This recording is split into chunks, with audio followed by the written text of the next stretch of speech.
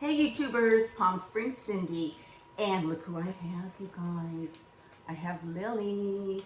Lily's here to say hello. Isn't she just so darn cute? She kind of looks like you. I thought so too. Yeah, I mean, I think she complements your hair really well. And our noses are It's kind like, of the where same. does she start and where do you finish? So Lily's here to say hello. Oh my gosh, look at that baby. But look at the tummy. Can we just see the Can we see the tum-tum? puppy tummy? Oh my goodness. Okay, so with that, look who else is here. Hey guys. Now, I had mentioned in my last video that I uploaded that Brooke was going to start appearing on this channel kind of on a more frequent basis. And today we're going to talk about Brooke's book.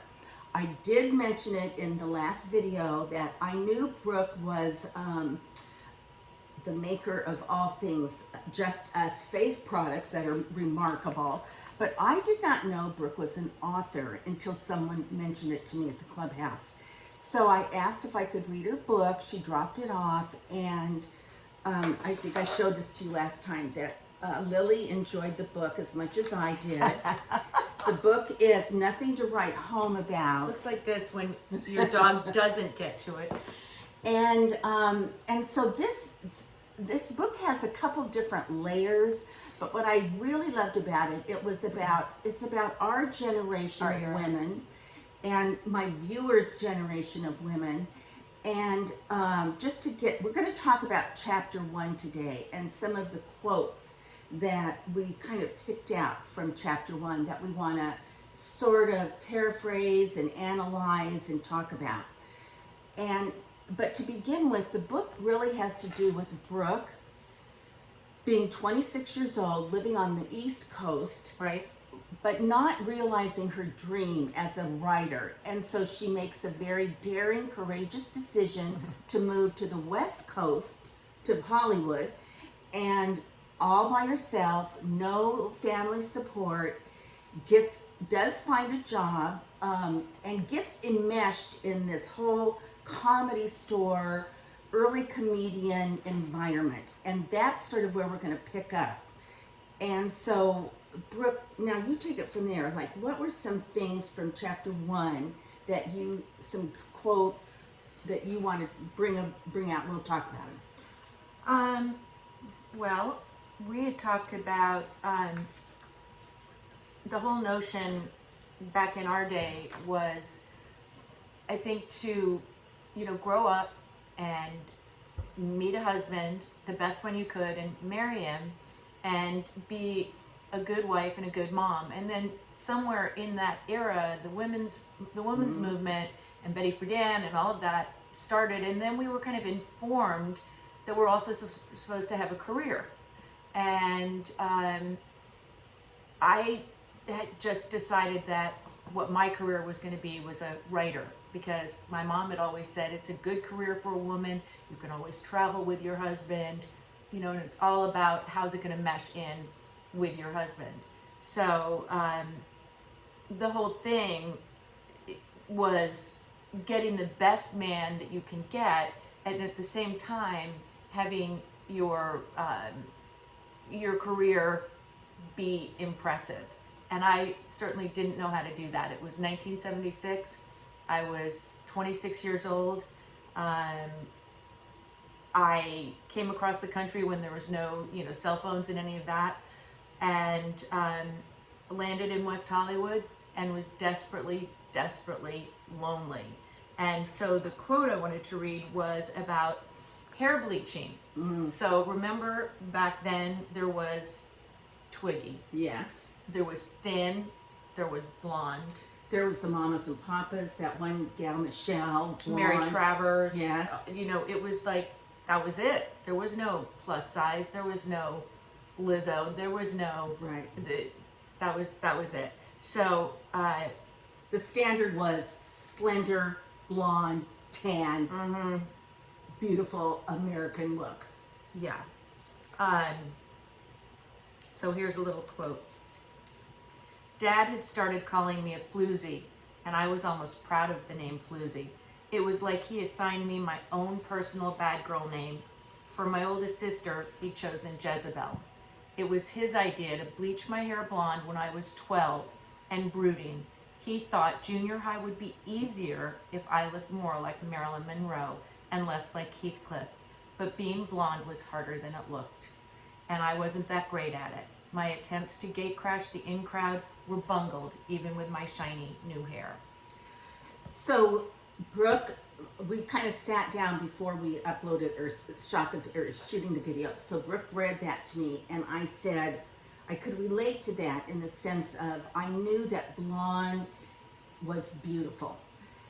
But I said, how do you feel about that? That your father said that to you? Because in saying that to you, really what he was saying was you really weren't good enough. Mm-hmm. You know, you could be better if you bleached your hair blonde. Maybe it will be easier for you when you get into middle school if you're a blonde. And so by saying that, it also means that you know you're not a blonde and you're not as attractive as you could be. You need to be prettier. Right. And nowadays it's just so different when you see parents now how they treat their, you know, daughters. It's really focused on what are you good at? Mm-hmm. You know, do you want to play soccer? Do you want to play basketball? Are you good at science? I can't imagine now a dad of a 12-year-old saying, oh, little Cindy, you know, you'd be so much prettier. You'd get a man, you'd get a better husband. Yeah. If you were a blonde and thin. Right. And thin. That was the whole like other Twiggy, thing. like the models on McCall's magazine, right. on all those. You know, in those days we didn't have social media. We had magazines, and the models were always the pretty girls on the magazines. And True Romance and yes. And you had to. I mean, one of my nicknames back then was Chunky. Oh, that's nice. I mean, I think I weighed 115 pounds. It was like, and you're chunky. Yeah. So if we felt if our parents, and I even remembered, and I said to Brooke that this was me as an adult, but my father, when I broke my leg, I had this limp. And so my father said to me, you know, you really need to get rid of that limp because it's very unbecoming. Nice. And so, you know, that he was very into looks and pretty women and being very aware of women who were not pretty. And so that subtly, in a covert kind of way, you know, those messages are sent to us as daughters when our fathers are to be our greatest champions. So I think that, you know, even it's been harder for me to, you know, it's about self-image, and it's about, do I look good enough? Because in those days, like Brooke said, we were expected just beginning to start our own careers, but we had no role models for that. You know, I didn't know what it looked like to be a homemaker and a teacher. Right. I didn't know what it looked like to be a nurse and a homemaker, a good wife, and still have the ironing board up 24/7. And was it okay to, like, there was this whole thing that I think happened maybe with girls that were like maybe 5 years older than us, that when you started having a really serious career, the idea of wearing makeup and doing your hair was not cool. Like the whole bra burning thing. And to me, I never wanted to stop wearing lipstick and doing my hair and, you know, the Saturday night dates with the big bouffant thing with the big rollers. And I think there's kind of a split there between women that think that if they take care of themselves, they still are intelligent. But if you don't take any care of yourself, then you're more of a professional or something. I don't know if that. Right. Well, yeah, you're right, because like the Betty Friedan's and the what's the gal's name that was the Playboy bunny? And was Gloria Steinem. Gloria Steinem. You know, their books. Gloria Steinem was more of a brow burner and more of I don't have to wear makeup if I don't want to. Right. But she was very intellectual and very politically active, and also very, very pretty. And very pretty, even without her makeup. And another person, double standard, Jane Fonda, did Right. that whole, political activism, and I am woman, I don't have to do this or that, and yet she was beautiful. But she stayed feminine. Like my big sister was just a, like a sorority girl, cheerleader, blonde hair, dated, a whole thing during high school. And then when she went to law school, it was like, I'm not going to dye my hair, I'm not going to wear makeup. And I was like, why would you want to why would you want to go down that road?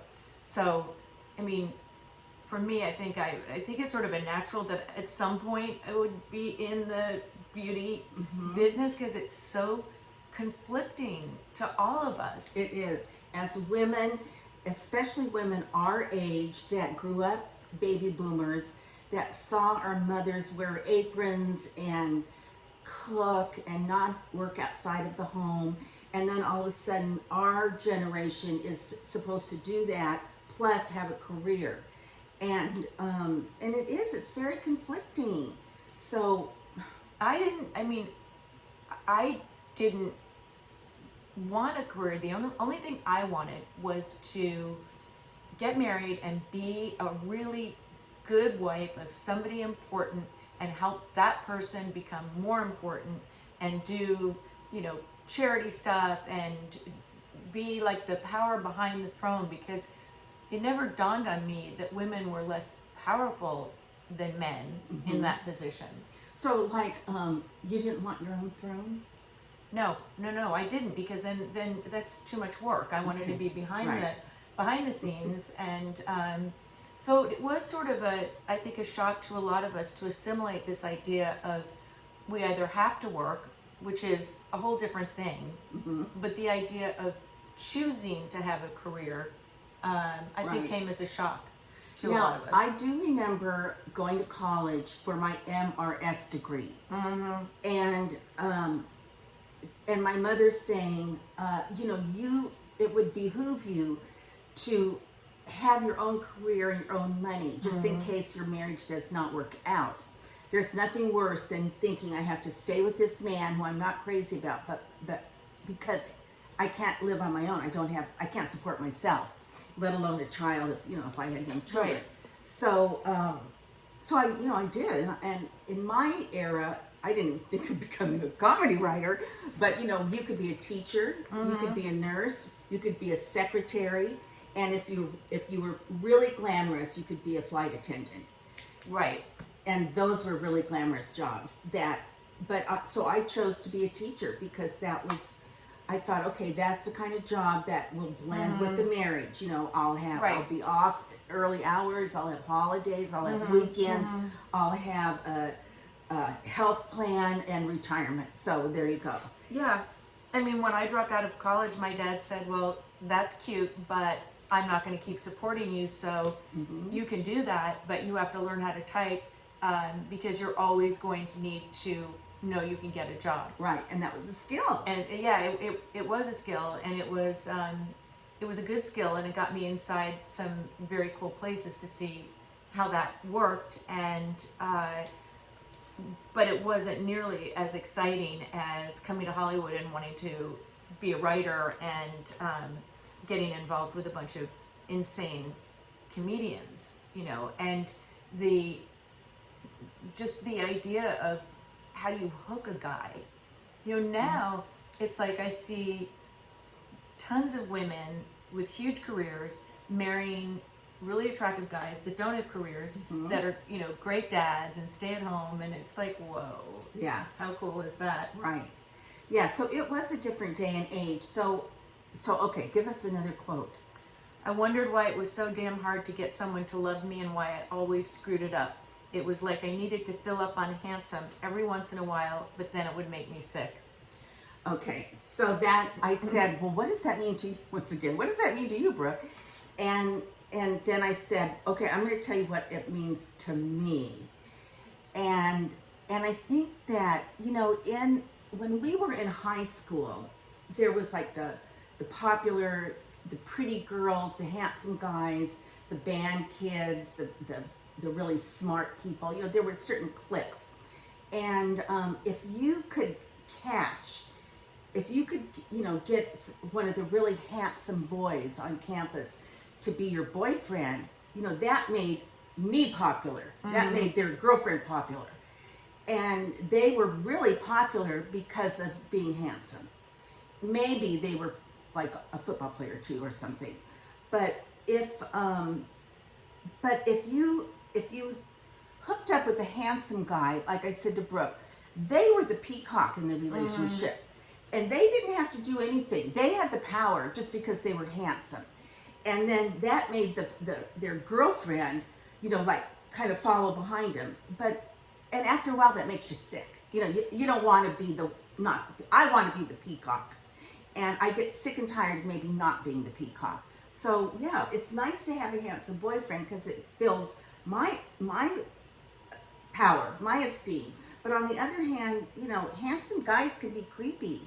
Handsome guys can be super creepy, which is like a large part of what this book is about. And they can also be beautiful, but very violent.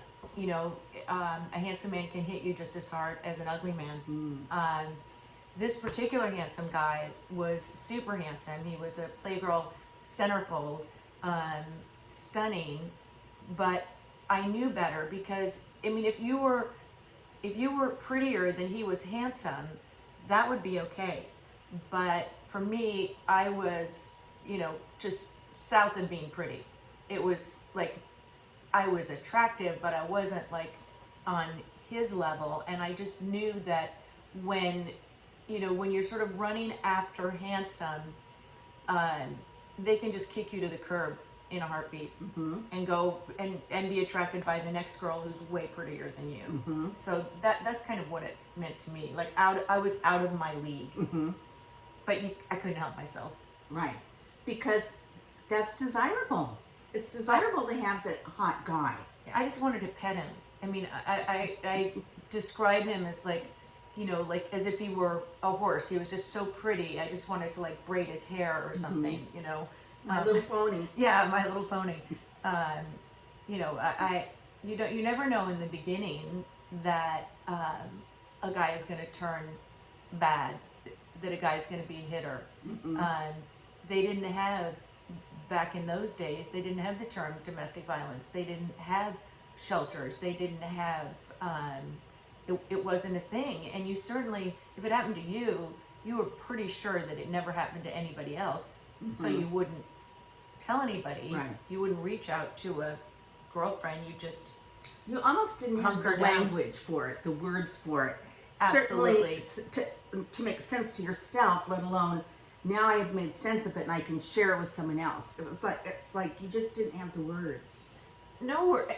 And because this was way pre Me Too and pre everything else, I thought the first time that I was hit that it was my fault because I was less than. I'd done something stupid. I certainly could be better, and he clearly didn't feel happy about doing that. So clearly, if I tried harder, it would never happen again. And this is all part of the context of the book that Brooke, remember, moves out to California. She gets involved in this comedy writing, and we mentioned the father and daughter thing because it has to do with self-esteem and female expectations regarding how we're supposed to look. And then now she meets a handsome man who has and is living the life that is very attractive to Brooke. Yeah, I mean, there's a certain part of me that I don't know that I'm that proud of, but the minute that I met him and I knew that he was a writer, he had an agent, he had credits, and I thought, well, this is it. This is my first link to pulling myself up that chain of like being a writer in Los Angeles. And the fact that he was beautiful was kind of like, well, that's great, because if I go after him, I get handsome and sexy and gorgeous and talented and connected. So I'll just stop right here and go after this one. Right. And, and stay with it way longer than was safe. I I didn't know anybody that had ever been hit. I'd never seen a man hit a woman. So for my money, it was certainly my fault. What did I do to make him do that to me? I brought that out in him. And then, as we were talking earlier, why do you stay with somebody like that? And so often it's the poor little tragic guy that lives within these big handsome men that you look at as a maternal woman and say, I can fix you. If I love you hard enough, I can fix you. And then you're going to love me forever because I've made you whole. Right. Note to self. Stupid idea. But I hear you. You can't fix them. Well people don't make sick people well. Sick people make well people sick. I think that's very wise. Very true. Yeah. So chapter one. Chapter one. Okay, now get over here. We're going to edit. I want you more by me. Okay. There. Okay. Chapter one. Big brave girl comes to Hollywood, thinking she's got the world at her feet, and then becomes terribly lonely, meets Playgirl Centerfold stand-up comedian, and is just completely hooked, and no idea what she's getting into. So that's kind of the fun of chapter one. And it's a true story. Yeah, it's true. And the people that Brooke mentions are all Googleable, that you can read about them, and because some of them are quite famous, and it's just it's a real life situation. Yeah, and also it's something that I was never ever going to write about because girls that were brought up like me didn't have the thing that happened to me in this book, the disaster that happened to me in this book. Girls like me didn't have that happen to them, and if they did, it would be like getting pregnant in 9th grade. Like unheard of. Yeah, well, unheard of, and you were sent away, or it was just like you've never ever talked of it again. And so for me, what happens in this book, I kept a secret until I wrote this book in 2015 or 16, whenever, a while ago. But I waited until my daughter was 18, and I let her read the manuscript, and I said, do I dare tell this story? And she said, Mom, if you tell this story, maybe it will help somebody else avoid what happened to you. So you kind of have to tell it. Yeah. And, but I still, I wrote it under my maiden name. I was still sort of ashamed about it, and I still don't really talk much about it. Yeah, I knew nothing, but after I read the book, it's very good reading, and it's fast reading. It's very entertaining, It's pretty graphic. well as it's very graphic, as well as, of course, interesting and well written. I think I knew Brooke, so I was like, oh my god, she did that. She went through that poor thing. I can't believe she did that. Like, so I couldn't wait to really sit with her face to face, talk to her about some of my questions, and she answered them. And so just like I loved the book, I know you guys will love the book, especially if you are of our generation, because you'll recognize some of the celebrity names, and you'll recognize the television shows, and you'll recognize the whole Era. The era, yes, Yeah. exactly. The outfits that she wears, that she puts on. The Farrah Fawcett hair. Hairdo, yes. Oh. And the shoes that are the high shoes, and the. Don't you wish you kept some of those platform shoes? I know, platform shoes, yes. They're back. Of course, we would kill ourselves. Oh yeah, if we I'd wear break my leg those. again. You would. How did you break your leg? I fell downstairs both times. I've broken it twice, same leg. Same leg? But yeah, within a few years. So what did we learn from this? Don't Turn walk the downstairs. light on when you go down the stairs. Yeah, and don't wear platform shoes. Ay. Okay, do we want to go? There's a couple more. We've got about 6 minutes. Okay. Okay. And we don't have to do 6 minutes. Well, Okay, she meets, let's see, the crowd. I had the wouldn't it be great, the ointment thing. Yeah. Well, I think we talked about this though, but I still love this sentence that says, wouldn't it be great if there was an ointment I could rub on myself to relieve the need to have a man so I could concentrate on my career? And now I've made that ointment. right? Yes, that is called 360. Yeah, That no is kidding. And 360. made the ointment.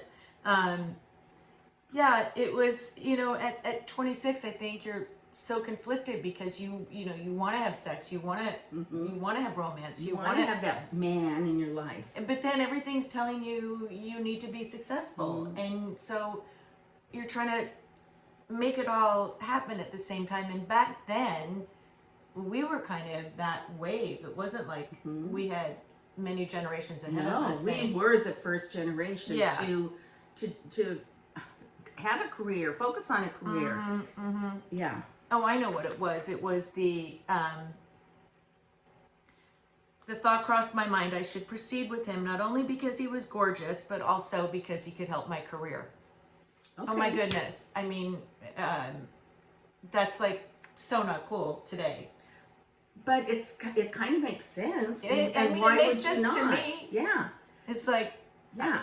In fact, before you go on, remember that commercial that she said, this woman comes out and she says, like, I can fry up the bacon. I can come, da-da-da-da, because I'm a woman. Man, yeah. But it portrayed the idea of a woman, coming home from work and being able to get dinner on the table, and she was powerful and she was beautiful. So, yeah, no pressure. No pressure. No pressure.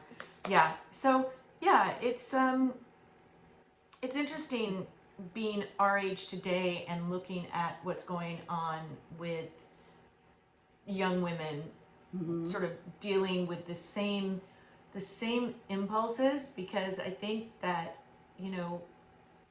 when you're that young you really are driven by that desire to love and be loved. Yes. In a pretty physical way, and it's a powerful thing. It's a powerful force that we forget about as we get older and older. And we know that there is a time clock with our eggs. Yeah. With us bearing children, we don't have forever like a man does. So that conflicting of that nurture nature versus the professional thing going on it is a conflict that we have to come to terms with. But okay, I'm going to end this by saying, I love that you said about the product that you and then share this. Oh yeah. So guys, thank you for the orders. And I realize that I talk to a lot of you when you text with orders, but you don't all know each other, which is right. Duh. So when you order, maybe you guys get these.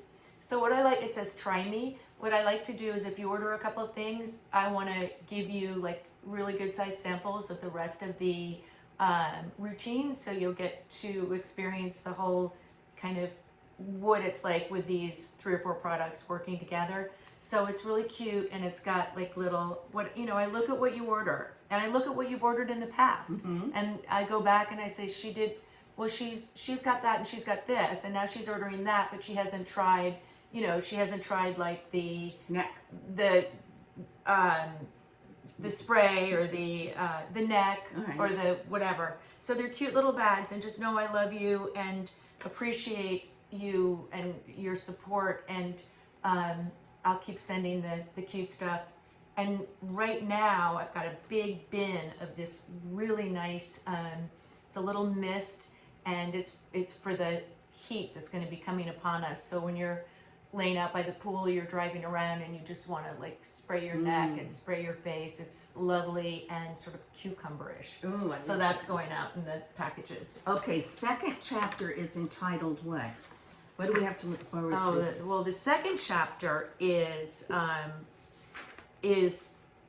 going to the Comedy Store and meeting his world, and just being blown away by, David Letterman. Before David Letterman was David Letterman, he was just a guy working out at the Comedy Store. Ditto Robin Williams. So for a 26-year-old girl, and these were my peers. Jay Leno. Didn't you say Richard Pryor? Richard Pryor, Paul Mooney, all these guys. And I was, I'm just a 26-year-old girl from Connecticut. I am blown away. So that's the beginning of the addiction, the first addiction, anyway. And can we say your boyfriend's name? Yeah, his name is Biff, B-I-F-F, Maynard, M-A-N-A-R-D. You can look it up. You can Chapter Google it. 2 is called Bonnie and Clyde, which I fancied ourselves very much as. And we can talk about that next time. Yeah, so next time, Bonnie and Clyde, we're going to learn more about Biff and Brooke's relationship and how it's kind of becomes the good, the bad, and The look in the book. the look in the book. That's what we're about today. Yeah, And book while club. we do this is our book club. Palm Yeah. Springs Cindy and Get the book and then you can... Indio Brooks. Yeah, in Palm Springs Cindy and Indio Brook. Brooks. And if you guys get the book, we thought we'd do it like a chapter at a time, and then you can send in questions. Yes. Right? Oh, perfect. Yes. Yeah, it's on Kindle, Yeah. Okay. Yeah. Cool. Amazon. All right. Nothing And- to write home about. But can I put a link or tell them? Yeah, they yeah. can- Okay, so I'll do Absolutely. that in this video so you can get it. Maybe it can be our book club and we can talk about it. Yeah. But it's just so cool that we know Brooke and she's the author. So, and it is pretty interesting. Thanks for bringing me out of my shyness about this. And Oh, like, okay, yeah. really, I would not be doing this except for your No, it's Invitation. It's needed. It's needed, and Thanks. it's yeah. Okay, Thank you you, guys. honey. Okay, let's say it together. P.S. 1, 2, 3. P.S. P.S. We love love you. you. Until our next conversation. Bye, guys. Bye.